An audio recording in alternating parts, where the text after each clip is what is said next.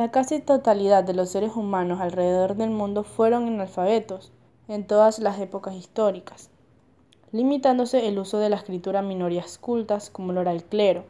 En Europa y América, la invención de la imprenta y la reforma protestante, que insistía en el valor de la lectura de la Biblia para la salvación, estimularon la alfabetización desde el siglo XVI, aunque no fue general hasta la escolarización obligatoria en el siglo XX.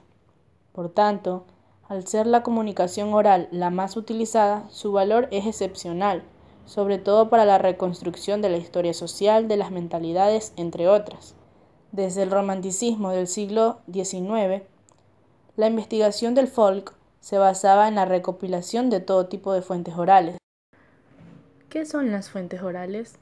Las fuentes orales son documentos no escritos que pueden contener información histórica o de tipo documental, ampliamente utilizada por los investigadores de múltiples disciplinas. Las fuentes orales, o la transmisión de los conocimientos narrados con la voz, han permitido que muchas historias e información valiosa perdurara por años. A través de esta vía incluso podían llegar a oídos de los escribanos, encargados de plasmar el conocimiento al papel en las sociedades analfabetas a lo largo de los siglos.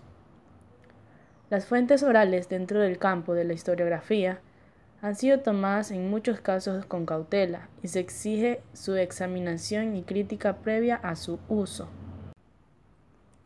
Las fuentes orales o la historia oral forma parte de la llamada ciencia histórica o historiografía, siendo un medio de conocimiento para el estudio del pasado. Esta tradición ha permitido que durante generaciones se hayan conservado datos de interés sobre múltiples aspectos de la vida, ya sean mitos y leyendas, sucesos históricos, como lo son las guerras y las celebraciones, y eventos naturales, como terremotos o erupciones volcánicas. También se han conservado descripciones de animales extintos, usos de plantas medicinales y otros elementos relevantes característicos del desempeño humano. Entre los tres tipos principales de fuentes orales encontramos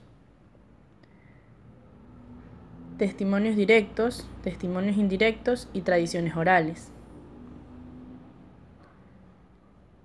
Los testimonios directos son el tipo de testimonio presencial en el que un individuo transmite la información de su experiencia u observación. Un ejemplo es cuando se entrevista a una persona y se graba por medio de una cámara o grabadora. Esta narración posteriormente es transcrita o puede permanecer como fuente audiovisual y puede transformarse en una autobiografía. Los testimonios indirectos son las narraciones relacionadas con lo que una persona relata sobre lo que escuchó de terceros. Un ejemplo, cuando un chamán o curandero cuenta la información que le transmitían sus padres y abuelos sobre las plantas medicinales. Por último, encontramos las tradiciones orales, que son una de las fuentes más preciadas para los estudios de la historia. Gracias a estas, la cadena de transmisión de información se traslada por varias décadas y hasta siglos.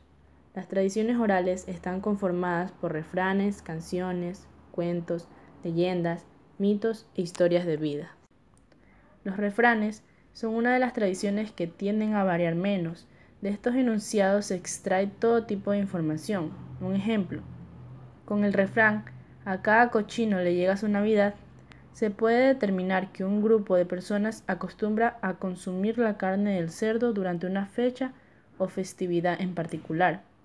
Partiendo de la fuente oral se extrae una información específica. Canciones, cuentos, leyendas y mitos. Con canciones, cuentos, leyendas y mitos también se obtiene información preciada sobre la vida y creencias de pueblos y comunidades. Ejemplo, el Cantar de Roldán narra una fabulosa historia que posiblemente fue transmitida por un testimonio indirecto durante varias generaciones, hasta plasmarse como un manuscrito. También encontramos las historias de vida. Con las historias de vida se pueden reconstruir las experiencias propias de un individuo.